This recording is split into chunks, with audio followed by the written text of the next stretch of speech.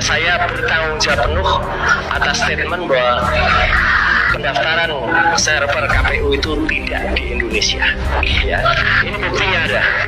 Bahwa mereka membuat sistem ini, tapi ada oknum kalau saya mengatakan yang tahu kata kuncinya, tahu backdoornya, dan dia membukakan sistem ini untuk bisa dimasuki automatical algoritma supaya bisa ditambah. Karena itu secara teknis tidak mungkin, Prof Din. Kalau misalnya itu manual tidak, ini ada penambahan yang bisa dilakukan dan itu harus ada oknum yang menambahkan. Misalnya angka 48 jadi 748. Dan celakanya khusus untuk Pilpres itu tidak bisa dikorek. Modiar kowe, pakar IT Roy Suryo membongkar kecurangan Pilpres dan dalang dibalik server KPU. Server KPU diduga telah disetel otomatik algoritma oleh oknum tertentu. Assalamualaikum warahmatullahi wabarakatuh.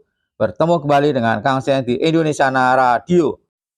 Para sobat, Roy Suryo membongkar kecurangan Pilpres melalui server KPU.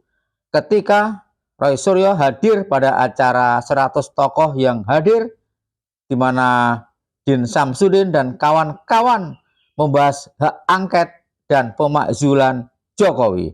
Ya, kita semua sudah sering mendengar bahwa ada hal yang sangat-sangat aneh di server KPU.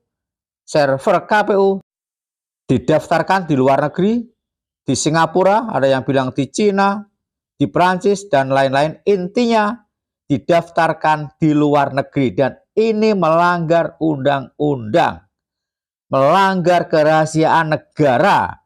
Masa data-data penduduk Indonesia yang ada di server KPU kok didaftarkan di luar negeri?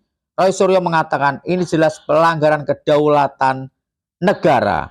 Sekali lagi, sangat penting buat DPR untuk mencari tahu, untuk membongkar habis melalui hak angket DPR mengapa KPU mendaftarkan servernya di luar negeri dan mengapa diduga ada otomatik algoritma atau algoritma secara otomatis di mana setiap inputan suara Anies Baswedan akan dibarengi dengan inputan diduga capres tertentu yaitu 02, di mana otomatik algoritma ini akan menstabilkan kemenangan 02. Berapapun Anies Baswedan menang menginput suara Anies Baswedan, maka secara otomatis server itu, angka-angka di server itu tetap stabil dengan kemenangan prosentase 02 yaitu sebesar 58%.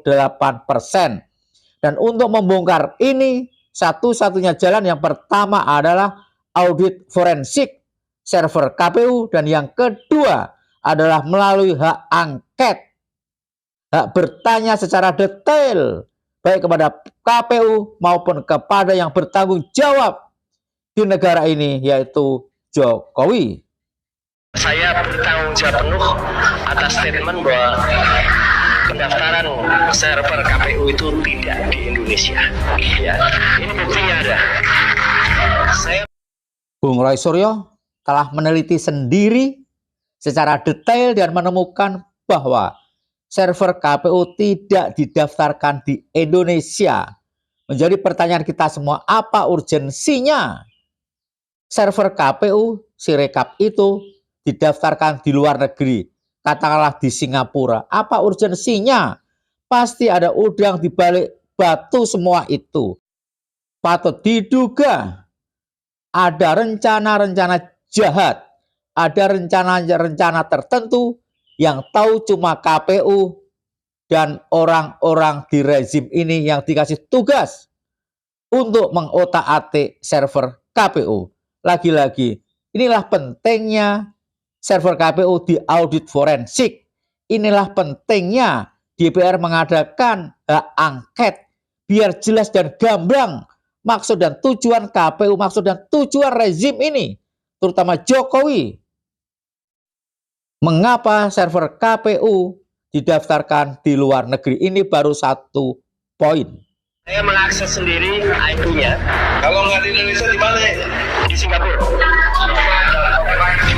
Ahli lain mengatakan, Pak Egi, ada yang di Cina, ada yang di Perancis. Tapi kalau saya yakini 100% yakin harus Singapura.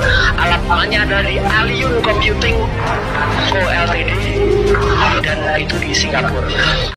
Bung Roy Suryo memastikan server KPU didaftarkan di Singapura, di salah satu perusahaan swasta di sana. Pakar lain mengatakan di Cina atau di Prancis. Yang pasti server KPU didaftarkan di luar negeri. Ini patut dipertanyakan, ada apa di balik kelakuan KPU seperti ini? Mengapa tidak didaftarkan di Indonesia? Bukankah data-data penduduk Indonesia yang mencoblos di Pilpres dan Pileg sangat penting?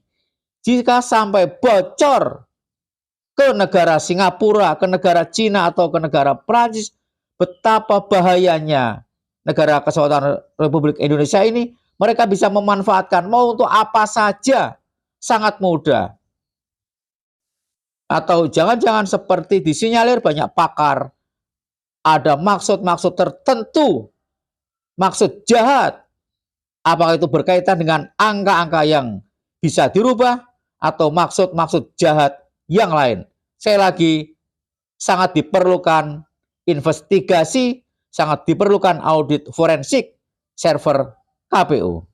Alibaba Cloud Private Limited, nomor IP-nya juga ada di sini. Artinya apa? Data kita sesuai dengan Undang-Undang PDB, Pak Egi, nomor 27 tahun 2022 itu sudah diletakkan di cloud, dan cloud itu adalah bukan milik Indonesia. Ini pelanggaran penuh ini.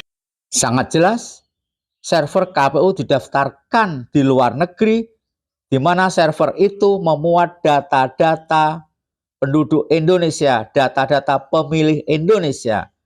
Betapa sangat pentingnya data-data seperti itu.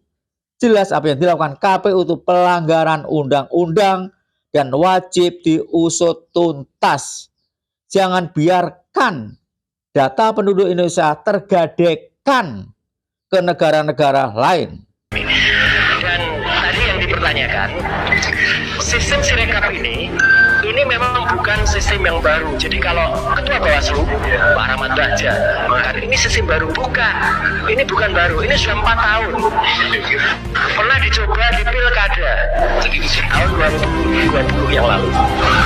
Dibuat oleh teman-teman dari kampus ternama di Bandung. ITB. Kan? Ya, ITB tidak salah, makanya saya bela ITB. Saya sengaja mengirim, saya bela supaya ITB jangan diam, jangan seperti Sansak. Saya bukan dari ITB, tapi saya tidak rela kampus ITB disalah-salahkan. ITB bersuaralah bahwa mereka membuat sistem ini, tapi ada oknum kalau saya mengatakan yang tahu kata kuncinya, tahu backdoornya, dan dia membukakan sistem ini untuk bisa dimasuki automatical algoritma supaya bisa ditambah. Karena itu secara teknis tidak mungkin, Prof Din. Kalau misalnya itu manual, tidak. Ini ada penambahan yang bisa dilakukan, dan itu harus ada oknum yang menambahkan. Misalnya angka 48 jadi 748. Dan celakanya khusus untuk Pilpres itu tidak bisa dikorek. Benar, setuju yang dikatakan oleh Bung Roy Suryo, di mana server KPU diduga disetel otomatis algoritma. Setiap penambahan capres lain, maka secara otomatis capres 02 ikut meningkat, sehingga stabil persentase kemenangan 02 yaitu 58%. Dan di media sosial sudah berterbaran bukti-bukti bahwa ketika angka yang di TPS seharusnya paling banyak 306, melonjak angka Prabowo Subianto sampai 700, 800, bahkan ribuan suara. Server sengaja, ini pasti sengaja, tak bisa mendeteksi error, kesalahan input maksimal 300 atau 306 nggak bisa mendeteksi. Ini sangat aneh. Dan yang aneh lagi, KPPS tidak bisa mengkoreksi angka-angka Pilpres, hanya bisa mengkoreksi angka-angka DPRD atau DPR. Aneh bukan? Ya, solusinya adalah audit forensik server KPU dan segera gulirkan hak angket DPR RI. Bagaimana pendapat para sobat? Silahkan tulis di kolom komentar. Wassalamualaikum warahmatullahi wabarakatuh.